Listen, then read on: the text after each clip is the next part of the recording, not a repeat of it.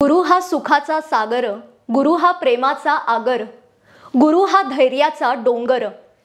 जिथे सगळे रस्ते बंद होतात तिथे नवीन रस्ता दाखवतात ते म्हणजे गुरु. आणि या गुरूंप्रती कृतज्ञता व्यक्त करण्याचा दिवस म्हणजे आजचा हा दिवस गुरुपौर्णिमेचा. सर्वप्रथम सगळ्यांना गुरुपौर्णिमेच्या अगदी मनापासून शुभेच्छा. आणि आजच्या या खास दिवशी आपण सुप्रसिद्ध गायिकेशी गप्पा मारणार आहोत. गुरु शिष्याचं नातं आज आपण त्यांच्याकडून जाणून घेणार आहोत. त्यांच्याविषयी सांगायचं म्हणजे थेट काळजाला भिडणारा स्वर, लांब पल्ला असलेल्या ताना, तारसप्तकातील सुरांशी सहज फिरत, सुरांवरची घट्ट पकड, गायनाकडे पाहण्याची सौंदर्यपूर्ण दृष्टी आणि त्यांचं गाणं ऐकताना समोर बसलेला प्रत्येक प्रेक्षक त्या सुरांमध्ये चिंब न्हाऊन निघतो. आज आपल्यासोबत आहेत प्रख्यात शास्त्रीय गायिका विदुषी मंजुषा कुलकर्णी पाटील. नमस्कार ताई. नमस्कार. साप्ताहिक विवेकमध्ये मी तुमचं खूप मनापासून स्वागत करते आणि आम्हाला खरंच खूप आनंद होतोय की आजच्या या शुभ दिवशी तुमच्याशी गप्पा मारता येत आहेत आणि गुरु शिष्याच्या नात्याविषयी आज आम्हाला बरंच काही जाणून घेता येणार आहे.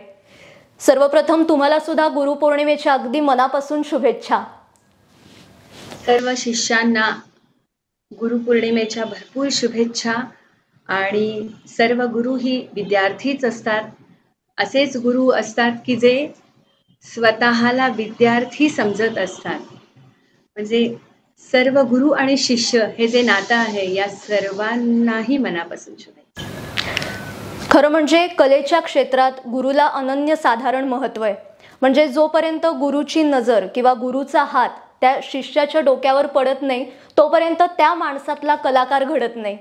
आणि तुम्हाला वेगवेगळ्या टप्प्यावर वेगवेगळे गुरु लाभले, तर सर्वप्रथम आम्हाला त्यांच्याविषयी जाणून घ्यायला आवडेल. मला माझ्या गुरूंविषयी बोलायचं म्हणलं तर नेहमीच आपल्या आयुष्यामध्ये प्रथम गुरु आपले आई वडील असतात. आणि तसंच माझी आई ही माझी पहिली गुरु म्हणायला हरकत नाही. माझ्या आईकडे गाण्याचं वातावरण होतं. तिच्या घरामध्ये माहेरी माझी आजी पण थोडंसं गायची, आई गायची.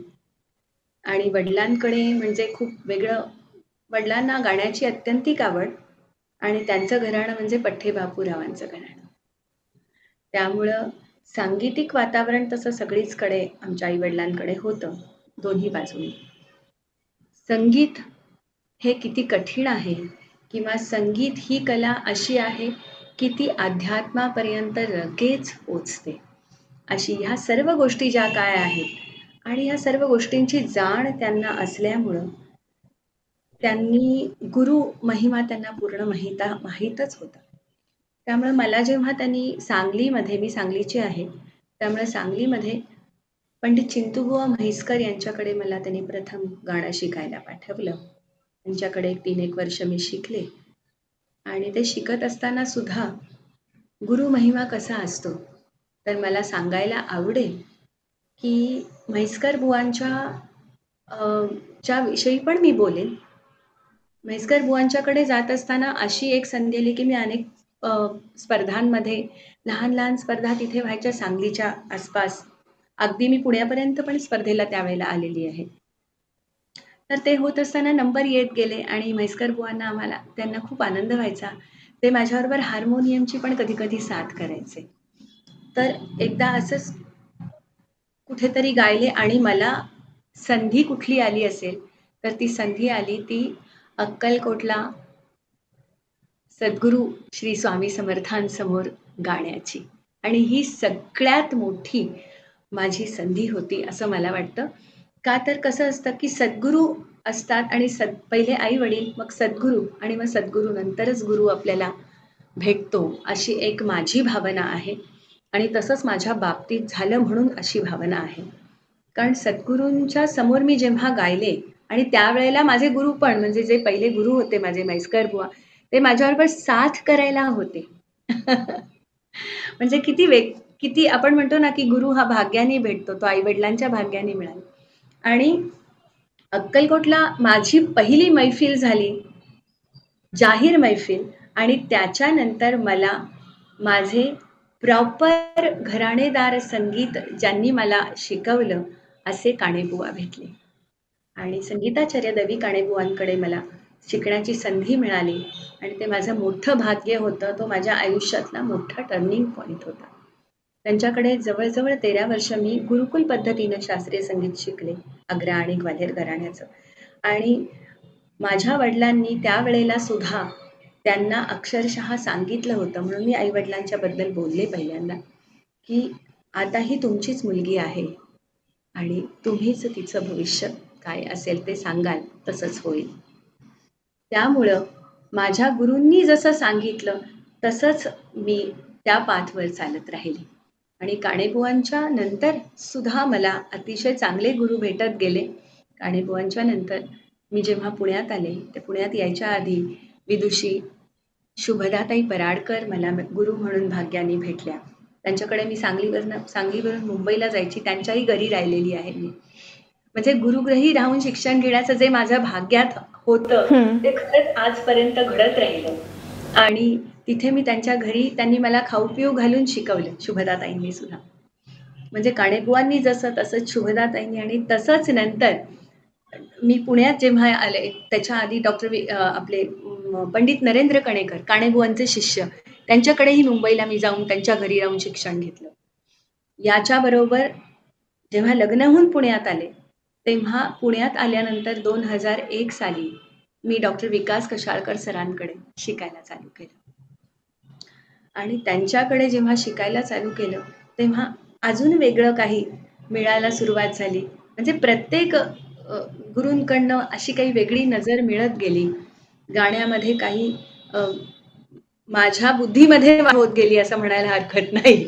आणि जे काय रियाज आणि त्यांनी दिलेलं ज्ञान याच्यातनं थोडासा मी एक कण घेत करत आले. आणि याच टप्प्यावरती मला भेटले ते गानतपस्वी पद्मश्री पंडित उल्हासबुवा कशाळकर. आणि आजही मी विकास सर असतील किंवा उल्हासबुवा असतील त्यांच्याकडे मी जात असते, शिक्षण घेत असते. आजही मी विद्यार्थी दशेतच आहे. असं मला वाटतं की विद्यार्थी दशेत राहावं आणि डोक्यावर गुरूंचा हात कायम असावा. म्हणजे आपण योग्य पाथवर असल्याची ती आपल्याला भावना कायम आपल्यात रुजत राहते. आणि असं वाटतं की हे गुरुतत्व जे आहे, गुरु म्हणजे काय असतं हो? गुरु म्हणजे गुरुतत्व असतं. त्या गुरूंनी आपल्याला अनेक जण शिकवत असतात वेगळ्या वेगळ्या टप्प्यांवर. जसं तुम्ही म्हणलात की कुठल्या कुठल्या टप्प्यावर कसे कसे तुम्हाला गुरु भेटले ते आम्हाला ऐकायला आवडेल. तसं अनेक वेगळ्या वेगळ्या टप्प्यावर मला अनेक अशा व्यक्तीही भेटत गेल्या की ज्यांच्याकडून मला अनेक वेगळ्या वेगळ्या गोष्टी शिकायला मिळाल्या. पण बेसिक माझ्या सांगीतिक गुरूंपैकी जर सांगायचं झालं तर अशी माझी गुरु परंपरा आहे. आणि ही मला आई वडिलांच्या आणि सद्गुरूंच्या भाग्याने मिळाली. याच्यामध्येच मला अजून एक माझे सद्गुरू आहेत, जे माझे गुरु आहेत परमपूज्य झेंडे महाराज. त्यांचाही मी उल्लेख आज गुरुपौर्णिमेच्या निमित्ताने करेन. वा, म्हणजे शिष्य जसा योग्य गुरुच्या शोधात असतो तसेच गुरु सुद्धा योग्य शिष्याच्या शोधात असतात. आणि जेव्हा हे दोन्ही एकत्र येतात तेव्हा एक असामान्य कलाकार घडतो. आणि मला वाटतं त्याचं उदाहरण म्हणजे तुम्ही आहात. तर आपल्या या गप्पा पुढे आपल्याला न्यायच्याच आहे, पण आजचा हा दिवस गुरुपौर्णिमेचा आहे, कृतज्ञता व्यक्त करण्याचा आहे. तर एखादी रचना आम्हाला तुमच्याकडून ऐकायला आवडेल. मी गुरुचाच महिमा असलेली एक मारवा रागातली बंदिश आपल्यासमोर गाती आहे.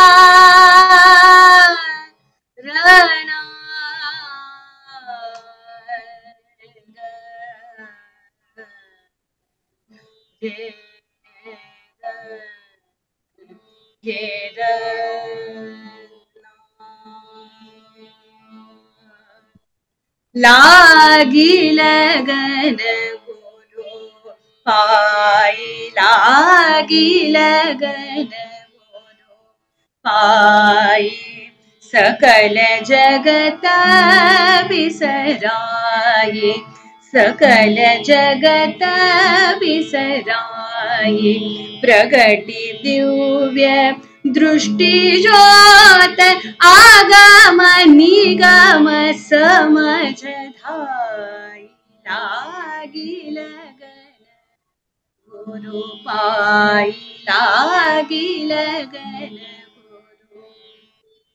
गुरु दयाल गुरु कृपाल प्रेम रूप मगन भय मार्ग पर कर धर कर जोग जुगत समझ धाई लागी लगन गुरु पाई लागी लगन लागी लगन लागी लगन.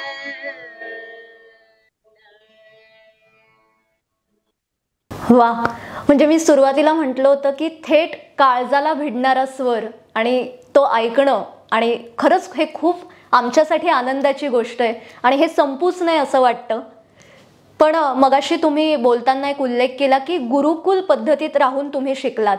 आजच्या अनेकांना गुरुकुल पद्धत काय असते हे खरं म्हणजे माहिती नाहीये, कारण ते प्रमाण खूप कमी झालंय. तर तेव्हाच्या काही आठवणी आम्हाला ऐकायला आवडतील. हा, ऍक्च्युली गुरुकुल पद्धत म्हणजे अशी आहे की एकतर प्रॉपरली गुरु जेव्हा सांगेल त्यावेळेला त्या ठिकाणी तुमची उपस्थिती असणं आवश्यक आहे. एक दुसरी महत्वाची गोष्ट म्हणजे सहज साध्य तुम्हाला रोजचा सहज गुरूंचा सहवास मिळत राहिला पाहिजे. म्हणजे कंटिन्युएशन मध्ये तुम्ही गुरूंच्या सहवासात असलं पाहिजे. ज्या ज्या वेळेला तुम्हाला गुरु मिळतील भेटायला, ज्या ज्या वेळेला त्यांचा सहवास मिळेल त्या वेळेला तुम्ही अक्षरशः पळत जाऊन त्यांचा सहवास मिळण्यासाठी प्रयत्न करणे किंवा जाणे हे राहिलं पाहिजे शिष्याने. म्हणजे तेवढा गुरूंचा आणि तेवढा जिव्हाळाही आवश्यक आहे. कारण हे सगळं आहे ना, खरं सांगायचं तर मला असं वाटतं की गुरु आणि शिष्य यांचं जे नातं आहे ना, त्यांच्यामध्ये एक खूप असं अव्यक्त प्रेम असतं, ती माया असते. आणि अक्षरशः म्हणजे हे आई वडिलांच्या प्रेमाच्या म्हणजे पेक्षा महत्वाची जास्त ती माया असते असं मला वाटतं. कारण आई वडील जितकं प्रेम करतात त्याच्याही पेक्षा जास्त प्रेम मला माझ्या गुरूंकडनं मिळालेलं आहे आणि ते संस्कार मिळालेत. आणि अक्षरशः सांगायचं तर मी जेव्हा मला कळायला लागलं तेव्हापासून मी माझ्या गुरूंच्याच सहवासात आलेली आहे. त्यामुळे गुरु कसे राहतात, गुरु कसे वागतात, ते कसं आमचे काणे बुवा, म्हैसकर बुवा असतील, काणे बुवा असतील, शुभदाताई असतील, म्हणजे सगळे गुरु त्यांच्याकडनं ते कसे बोलतात चालतात, त्यांचं सगळं इतरांशी कसं त्यांचं इंटरॅक्शन असतं, हे सगळं आपण म्हणतो ना की आपण त्यांच्या सहवासात असलो की हे शिकत राहतो. त्याच्यासाठी फक्त संगीतच शिकणं म्हणजे गुरुकुल नाही, क्लास म्हणजे गुरुकुल नाही, संगीताचा क्लास म्हणजे गुरुकुल कधीच होत नाही असं मला वाटतं. कारण सर्व प्रकारचे संस्कार गुरु करत असतो आणि ते संस्कार प्रत्यक्षात बोलून नसतात करायचे, ते त्यांच्या सहवासातून मिळत राहतात तुम्हाला. आणि सगळ्यात दुसरी महत्वाची गोष्ट असते ती म्हणजे त्यांच्याकडून निर्माण झालेली ती ऊर्जा जी आहे, ती पॉवर आहे, ती पॉवर तुम्हाला मिळत राहते. आणि हीच पॉवर म्हणजे ती पॉझिटिव्ह पॉवर तुम्हाला तुमचं आयुष्य तारून न्यायला मदत करते. आणि तीच पॉवर जी काय आहे त्याच पॉवरवरती मी माझं आयुष्य आजपर्यंत नेलेलं आहे. त्यामुळं आजपर्यंत असं कधी झालं नाही की मैफिलीला बसले माझा आवाज थोडासा आज त्रास देतोय का. कारण आवाज कधीही सांगता येत नाही की बाबा आज माझा आवाज ठीक आहे. तुम्ही माज नाही करू शकत तुमच्या सुरावर कधी, लक्षात ठेवा.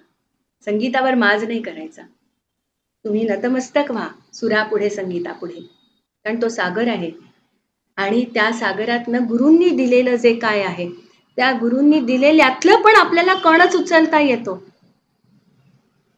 कारण गुरु इतकं काही देत असतात. अरे पण आपल्याकडे आपली जी जोडी असते, म्हणून म्हणतो ना, आपली जोडी कितीही मोठी असली तरी ती तोकडीच असते. खरंय. किती मोठी येतो जोडी घ्या, ती तोकडी पडते, ती गुरूंसमोर पडते. आणि हा अनुभव मी अनेक वेळेला, अनेक वर्ष आजच्या क्षणापर्यंत घेतली. म्हणजे फक्त संगीताचे संस्कार नाही तर तुमचं संपूर्ण व्यक्तिमत्व घडतं. अनेक प्रकारचे संस्कार मला गुरूंकडनं मिळालेले आहेत. छोटासा अनुभव मी बोलायला मला आवडेल की काणेबुवांकडे आम्ही जसं बसायचो, काणेबुवांच्या बद्दल सांगेल की जेव्हा आम्ही गायला बसायचो तेव्हा त्यांच्याकडे मी राहिलेली असायची. आणि आम्ही बसण्याची वेळ, तुम्हाला आश्चर्य वाटेल की कसं गुरुकुल म्हणजे गुरुकुल कसं होतं. त्यांच्याकडे राहिल्यानंतर जेवून खाऊन रात्री 10 वाजता बसायचं. अच्छा. सकाळी 6 वाजेपर्यंत बसायचं. 10 ते 6. हा, आणि त्याच्यामध्ये अनेक शिष्य पण बाकीचे असायचे, ते काय फक्त मी एकटी. पण तानपुऱ्याला मी कायम बसलेली आहे. सकाळी 6 वाजेपर्यंत मी तानपुरा वाजवलेला आहे.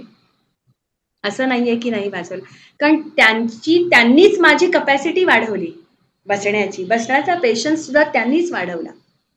आणि हे सर्वच गोष्टी आपल्याला गुरु शिकवत असतो. ते फक्त त्यांच्याकडनं ते घ्यायचं असतं. घ्यायचं म्हणजे ते आपल्यात येतच जातं, ते आपल्याकडनं करवून घेतात असं म्हणलं पाहिजे. सांगून करवून घेत नाहीत, ते करवूनच घेतात आणि त्यालाच गुरु म्हणतात. जो करवून घेतो त्याला गुरु म्हणतात. आणि तो गुरु न बोलून सगळं करवून घेत असतो.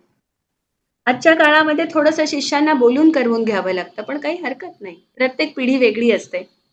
आम्हाला न सांगता अनेक गोष्टी आमच्याकडनं गुरूंनी करवून घेतल्या, आम्हाला समजल्या, असं म्हणायला हरकत नाही. सद्गुरूंच्या कृपेने असं पण मी म्हणेन.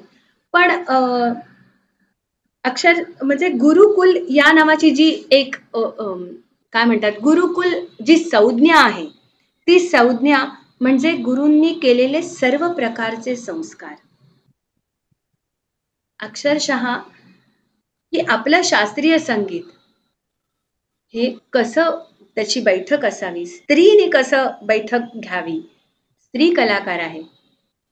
तुम्ही अगदी छोटीशी गोष्ट, तर माझ्या गुरु माऊलींनी, गुरु म्हणजे ज्या गुरुपत्नी होत्या त्यांना आम्ही माऊलीच म्हणायचो, कारण त्यांनी मला खाऊ घातलं.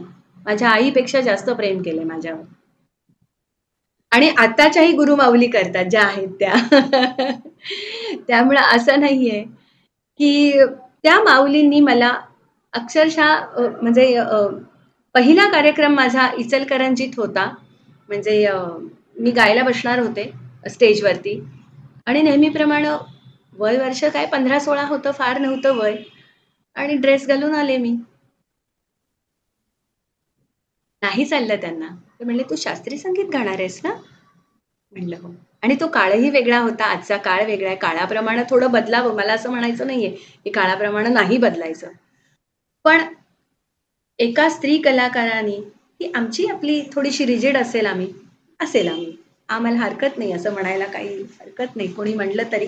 पण शास्त्रीय संगीत गाताना तानपुरा घेऊन त्या काळामध्ये बसलो आम्ही, तर आम्ही साडी नेसूनच बसायचो. शास्त्रीय संगीताच्या कार्यक्रमाला जाताना स्लीवलेस ब्लाउज नाही घालून जाणार आम्ही. हे ते संस्कार असतात. हे संस्कार, हे आपली भारतीय परंपरा आहे. आणि भारतीय परंपरा हीच श्रेष्ठ आहे. आणि हे तिकडेही कळलंय. मी कालच आले UK वरनं. हो, कालच आलेली आहे. काल मी UKचा दौरा करून आले. तिथले जवळजवळ 700 मेंबर्स होते, सर्व युरोपातनं आलेले मराठी लोकच होते आपले. त्यांच्या समोर आषाढीचा मी कार्यक्रम केला. पण आषाढीचा कार्यक्रम करत असताना सुद्धा शास्त्रीय संगीतापासून सुरुवात करून मी अभंगापर्यंत आले. त्यांना अभंगच ऐकवले, पण शास्त्रीय संगीत त्यांना माझं ऐकावंसं वाटलं. त्यांनी तशी फरमाईश केलेली होती. त्यामुळं आपण म्हणतो की शास्त्रीय संगीत श्रेष्ठ आहे, तर ते श्रेष्ठच राहणार, आणि त्याचे संस्कार हेच महत्त्वपूर्ण राहणार आहेत. आणि त्यामुळं की ठीक आहे, आजच्या काळामध्ये खुर्चीवरती बसून पण गायलं जातं, काळ बदलत चाललाय, मला त्याच्याबद्दल काही म्हणायचं नाहीये. पण बैठक ही बैठक असते. आणि बैठकीचं गाणं हे बैठकीचंच गाणं असतं. वा. आणि ती आपली परंपरा आहे, ती आपणच टिकवून ठेवली तर ती राहणार आहे आणि ती आपण आपल्या नवीन पिढीपर्यंत दिली आणि त्यांना बोलून तयार केलं, मी बोलून म्हणते तयार केलं, तर ती नक्की घडणार आहे. का नाही घडणार? 100% घडेल. त्यामुळे संस्कार असेच होतात. खरंय. तुम्ही आत्ता बोलताना आजच्या काळाबद्दल बोललात. म्हणजे आजच्या काळाकडे जर बघितलं तर गुरुपौर्णिमा म्हणजे नक्की काय हे सुद्धा आजच्या पिढीला माहीत नसतं. कारण हॅपी गुरुपौर्णिमा असं त्याचं स्वरूप झालंय आणि तुम्ही स्वतः शिष्य ते गुरु. ते आम्हाला ताई गुरुपौर्णिमेच्या शुभेच्छा म्हणून मला मेसेज येतात. आम्ही शुभेच्छा नाही देत, आम्ही जाऊन त्यांना प्रणाम करतो. मला तेच विचारायचंय, म्हणजे तुम्ही स्वतः शिष्य होतात, आजही आहात, पण आज तुम्ही गुरु पण आहात. तर आजच्या काळात आणि तुमच्या काळात तुम्हाला नक्की काय फरक वाटतो? आज मी माझ्या गुरूंच्या नावाने संगीताचार्य दवी काणेबुवा प्रतिष्ठानची स्थापना, त्यांच्याच असं आम्ही म्हणेन की आज जेव्हा संगीताचार्य काणेबुवा ही कशी असते पहा, म्हणजे सद्गुरूंची कृपा कशी होत राहते आणि त्या गोष्टी कशा घडत राहतात, की इथे पुण्यात आल्यानंतर माझ्या मनामध्ये फक्त होतं की काणेबुवांच्या नावाने काहीतरी आपल्याला सुरुवात करायला पाहिजे. आपल्यावरती ऋण आहे, गुरूंचं ऋण कायम आपल्या समोर ठेवावं, त्या ऋणात राहायचं असतं. हे जरी खरं असलं तरी काहीतरी करावं.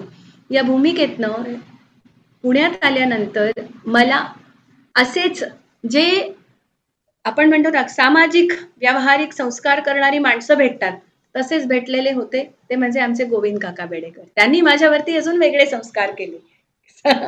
आपण म्हणतो की अनेक लोक भेटत राहतात असे, की ते संस्कार करत राहतात. या मधल्या टप्प्यातही अनेक लोक असे भेटत गेले.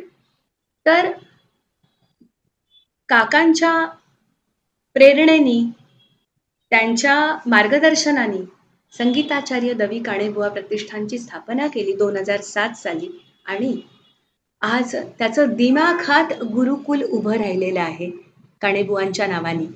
आणि ते गुरुकुल सांगलीमध्ये, पुण्यामध्ये ऑनलाईन ऑफलाईन आज बाहेरही आमचे अनेकच शिष्य आहेत.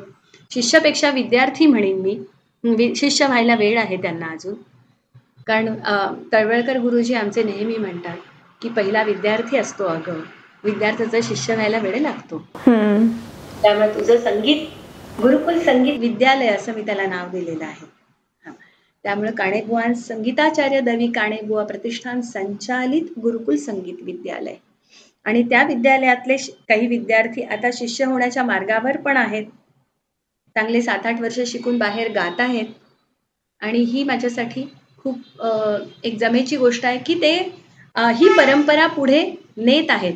पण त्याच्यामधून मी हे संस्कार असेच चालू ठेवलेले आहेत, रिजिड आहेत, पण हेच संस्कार चालू ठेवणार मी. आणि आमच्या गुरुकुलात असंच काम चालतं, हेच काम चालतं. 1 to 1 त्या शिष्याकडनं म्हणजे त्या विद्यार्थ्याकडनं आम्ही प्रॉपर करवून घेतो, बोलून करवून घेतो आणि ते करवून घेतल्यामुळेच आजची पिढी पुढे घडणार आहे आणि त्यालाच गुरुकुल म्हणतात. आणि असं गुरुकुल असेल तर आपलं संगीत, मग शास्त्रीय संगीत आणि शास्त्रीय संगीतातून निर्माण होणारे अनेक प्रकारचं संगीत जे काय आहे वेगळं वेगळं, ते नक्की टिकून राहतं. खरंय. त्यामुळे गुरुकुलाची अत्यंत गरज आहे आजच्या काळामध्ये. पूर्वी तर होतीच, आजच्या काळात ती जास्त आहे. कारण आजचा काळ वेगवान आहे. या वेगवान काळामध्ये पण गुरुकुल ही संस्था विकसित होणं अत्यंतिक आवश्यकता आहे याची. हे नक्की आहे. फक्त मी एवढंच सांगू इच्छिते या दृष्टिकोनातनं की आम्हाला हे गुरुकुल म्हणजे आम्ही पण शिष्यच आहोत, पण हे करत असताना आमच्या गुरूंच्या मार्गदर्शनाखाली जे आम्ही गुरुकुल सुरू केले, म्हणजे मी असेल किंवा अजून अनेक माझ्या बरोबरचे अनेक जण आहेत की ज्यांची स्वतःचे अनेक शिष्यगण आता गात आहेत. तर असं आहे की या शास्त्रीय संगीताकरता काहीतरी चांगलं व्यासपीठ चॅनलवाल्यांनी सुरू करणं आवश्यक आहे आणि ते बिलकुल कुठंही नाहीये. खरंच सांगते, अनेक इंटरव्ह्यू आमचे होत असतात.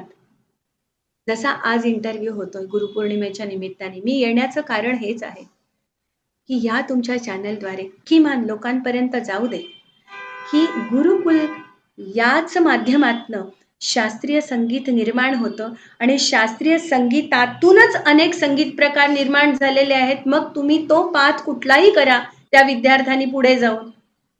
मग रॅप पॉप का गाईनात त्यांनी, काही फरक पडत नाही, पण पहिला पाया करा. आणि हे करण्यासाठी सगळ्यात महत्वाचं, रॅप पॉप ऐकलं जातं पण शास्त्रीय संगीत ऐकलं जात नाही. खरंय. आणि खरं तर शास्त्रीय संगीत हेच मेडिटेशन आहे, रॅप पॉप नाहीये. म्हणूनच आजही लताबाईंची आणि आशाताईंची गाणी आजही घराघरात वाजली जातात. आजही घराघरामध्ये भीमसेनजींचंच माझे माहेर पंढरी ऐकलं जातं, कारण ते शास्त्रीय संगीतावरती आधारलेलं संगीत आहे. म्हणून तर मला अशी विनंती करायची आहे, सर्व हे प्रायव्हेट चॅनल्स आहेत, गव्हर्नमेंटच्या चॅनल्सनाही मी विनंती केलेली आहे ऑलरेडी, की तुम्ही शास्त्रीय संगीताचा किमान एखादा कार्यक्रम, एखादा स्लॉट त्याच्यासाठी ठेवा. तुम्ही हिरिरीने ऐकवा, लोक ऐकणार नाहीत असं नाही. युरोपमध्ये पण मला फरमाईश आली, मी आत्ताच सांगितलं, UK मध्ये आली, युरोपमध्ये आली. म्हणजे लोकांना हवंय, पण तुम्ही ऐकवायला हवंय. आणि आता नवीन नवीन पिढी त्याच्याकडे वळतीये, तर तुम्ही म्हणजे ह्या आमच्या गुरुजनानंतर आम्ही, आमच्या नंतरची आमची पिढी वेगळी, अशा सर्वांचं संगीत ऐकवायलाच हवंय त्यांना. आणि का नाही ऐकवायचं, तुम्ही लोकांनीच ऐकवायला हवं, अशी माझी विनंती आहे. या गुरुपौर्णिमेच्या निमित्ताने तुम्ही आमचं शास्त्रीय संगीत टिकवण्यासाठी आमच्यासाठी अजून एक मदतीचा हात मिळेल. हा खूप महत्त्वाचा मुद्दा आहे. आणि याला धरूनच एक प्रश्न जाता जाता विचारते. इन्स्टंटचा जमाना आहे, सगळं इन्स्टंटमध्ये हवं असतं. म्हणजे पालकांना सुद्धा आपल्या मुलांना एखाद्या गाण्याच्या क्लासला टाकलं की 2-3 वर्षात आपला मुलगा तयार झालेला पाहिजे, मग त्याला स्पर्धेत उतरवायचं. पेशन्स कुठेतरी कमी झालेत, तर त्याविषयी काय सांगाल? पेशन्स नक्की कमी झालेला आहे, पण त्याचं कारण हे वेगवान जग आहे. मुलांकडे पेशन्स नाही असं नाही आहे बरं का, हे पण सांगते. आणि आजची पिढी खूप चिकित्सक आहे, जिज्ञासू पण आहे, ब्रेनी आहे, म्हणजे बुद्धी अप्रतिम आहे. पण त्यांना त्यांच्या पालकांनी थोडंसं आपण म्हणू ना, की जे अनेक गोष्टी आदळतात ना येऊन त्यांच्यावरती, म्हणजे इन्स्टा आदळतं, फेसबुक आदळतं, अजून काय आदळतं, वेगळे वेगळे अजून मार्केटिंगचे अनेक गोष्टी आहेत, त्या आदळतात येऊन. आणि इकडे जावं म्हणून ते पळतात. जरूर पळायला हरकत नाहीये, पण स्वतःचा रियाज इन्स्टावर टाकू नका. रियाज हा घरात दार बंद करून करायचा असतो, तो लोकांना ऐकवायसाठी नसतो, तो तुमच्यासाठी असतो. रियाज कशाला लोकांना ऐकवायचा, तुमचं छान संगीत ऐकवा काहीतरी, असं मला एक सांगावंसं वाटतं नवीन पिढीला. दुसरी महत्वाची गोष्ट, नवीन पिढीने शास्त्रीय संगीतच पहिलं शिकायला पाहिजे. आणि तो सूर आणि ताल चांगला शिका, पुढे तुम्हाला ज्या वाटेकडे जायचं ती वाट अतिशय सहज सुलभ होईल त्यांच्यासाठी, हे दुसरं सांगायचं आहे.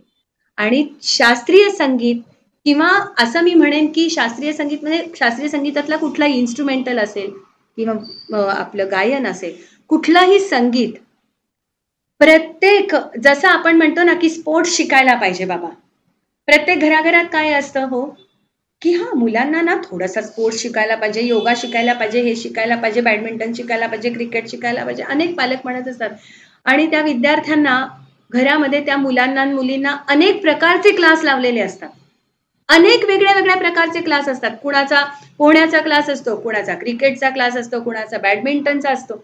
पण यामध्ये सगळ्यात महत्वाचं, थोडासा संगीताचा त्यांना क्लास लावला ना, मग ते शास्त्रीय संगीताचं गायन असेल किंवा इन्स्ट्रुमेंट कुठलंही असू दे, म्हणजे कुठलंही वाद्य वाजवण्याचा क्लास असेल, त्यांनी ह्याचा हे लावण्याबद्दल माझी दुमत नाहीये, तुम्ही जरूर लावा ना.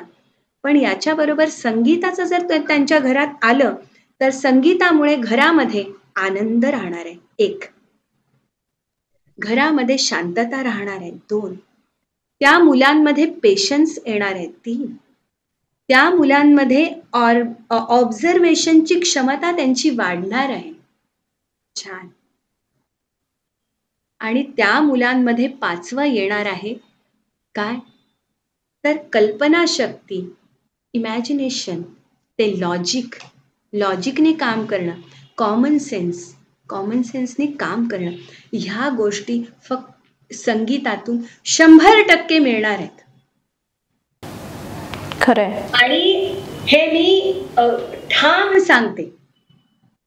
सांगते. साधारण मला 40 वर्ष झाली मी संगीत शिकते. 40 पेक्षा जास्त झाली खरं तर थोडंसं, पण 40 वर्ष म्हणायला हरकत नाहीये. आणि मी शिकते असं म्हणलं, मी शिकले असं नाही म्हणलं. मराठी शब्दांमध्ये 2 फरक आहे. तर मी 40 वर्ष शिकतेय, so still I am learning. मग का लर्निंग? तर नवीनता त्याच्यामध्ये येत राहते आणि हा नवीनतेचा ध्यास जो आहे ना, तेच तुमचं इमॅजिनेशन अजून वाढवत राहतं, लॉजिक वाढवत राहतं, तेच तुमची क्षमता वाढवत राहतं. आणि मुलांना याची आवश्यकता आजच्या काळामध्ये प्रचंड आहे. जे तुम्ही आता म्हणलात ना की पेशन्स कमी आहे, ते वाढण्यासाठी याची आवश्यकता आहे. कारण मेडिटेशन म्हणजे काय हो, योगा करत असताना योगाचे सगळे जे गुरुजन आहेत ते संगीत कशासाठी मागे लावतात? काय गरज आहे त्यांना? संगीताचा आधार कशासाठी घ्यावा लागतो? अध्यात्म जेव्हा चालू असतं, एखादी पूजा चालू असते किंवा काय चालू असतं, तेव्हा बिस्मिल्ला खान साहेबांची सनई मागे लावलेली असते हो, बारीक अशी. का हो? कशासाठी? एक ऊर्जा, पॉझिटिव्हिटी. गुरुजींचं संगीत लावलेलं असतं, हरिजींची बासुरी वाजत असते. खरं. का? कारण ती जी पॉवर आणि पॉझिटिव्ह एनर्जी निर्माण होते, ती पॉझिटिव्ह एनर्जी संगीतातून निर्माण होते. म्हणून संगीत ही श्रेष्ठ कला मानलेली आहे. मग ती कला संगीतातले कुठलेही प्रकार असू देत, मी त्याला कुठच्याच प्रकाराला ना म्हणत नाही, ती संगीत पाहिजे फक्त. आणि विद्यार्थ्यांना संगीताची आत्यंतिक आजच्या काळात आवश्यकता आहे. कुठल्याही प्रकारचं संगीत शिका, पण शास्त्रीय संगीताचा त्यांना आधार घ्यावाच लागणार आहे. व्हायोलिन जरी शिकायचं असलं तरी त्यांना सारेगम शिकावं लागणार आहे व्हायोलिन वरती. हार्मोनियम शिकतानाही सारेगमच शिकायला लागणार आहे. आणि ते शिकत असताना त्यांना व्होकलचा आधार कंपल्सरी घ्यायला लागणार आहे. कारण व्हायोलिन सुद्धा किंवा हार्मोनियम शिकत असताना नुसते कीबोर्ड वाजवून नाही, त्याच्या गळ्यातनं सा वाजवताना तो खरंय. म्हणजे आज खूप वेगवेगळ्या गोष्टी जाणून घेता आल्या किंवा या चर्चेतनं उलगडल्या. म्हणजे गुरुकुल पद्धत असेल किंवा आजच्या काळातलं तिचं महत्त्व असेल, गुरु शिष्याच्या नात्याचे वेगवेगळे कंगोरे जे असतात ते सुद्धा आजच्या या गप्पांमधनं समोर आले. आणि म्हणूनच मला वाटतं गुरुचा महिमा हा अगाध आहे. म्हणजे संत एकनाथ महाराज सुद्धा म्हणतात की गुरु परमात्मा परेशू, देवाच्या सुद्धा वरचं स्थान जे आहे ते गुरुला दिलेलं आहे. कारण गुरूंमुळे देवाची ओळख होते. आणि संगीत कलेच्या बाबतीत जर म्हटलं तर गुरुमुळे जे संगीत तत्व आहे ते आपल्याला उमगतं किंवा ते उलगडलं जातं 100%. आणि खरंच ताई, आज तुमच्याशी गप्पा मारून खूप छान वाटलं. वेळेची मर्यादा आहे, नाहीतर या गप्पा संपूच नये अशी ही आपली मैफिल आहे असं मला वाटतं. पण मी मनापासून आभार मानते की तुम्ही आजच्या या शुभ दिवसाच्या निमित्ताने आमच्याशी जोडल्या गेलात आणि इतक्या छान गप्पा आपल्या रंगल्या. खरंच मनापासून आभार. तुमचेही आभार की या निमित्ताने मला माझं मनोगत मांडता आलं, काही गोष्टी मांडता आल्या. आता तुमचं चॅनल त्याचा नक्की पाठपुरावा करेल अशी आशा आहे. आणि मनापासून धन्यवाद आपल्या सर्वांचे. धन्यवाद. नमस्कार. नमस्कार. आजचा गुरुपौर्णिमेचा हा दिवस आपला सार्थकी लागलाय असं म्हणायला हरकत नाही. आणि सर्व गुरुजनांना माझा शुभेच्छा नाही, नमस्कार. नक्की मी सुद्धा म्हणेल की शिष्यांना, सर्व विद्यार्थ्यांना गुरुपौर्णिमेच्या शुभेच्छा. ताई, तुम्हाला सुद्धा आजच्या गुरुपौर्णिमेच्या निमित्ताने सादर प्रणाम करते आणि सगळ्याच गुरूंना या निमित्ताने सादर प्रणाम. आणि आजचा गुरुपौर्णिमेचा हा दिवस या गप्पांमुळे नक्कीच सार्थकी लागलाय. आणि तुम्हाला सगळ्यांना या गप्पा कशा वाटल्या हे नक्की कळवा. अनेक महत्त्वाचे विषय या चर्चेतून पुढे आलेले आहेत, ते तुम्हाला कसे वाटले, त्याविषयी तुम्हाला काय वाटतंय ते सुद्धा नक्की कळवा.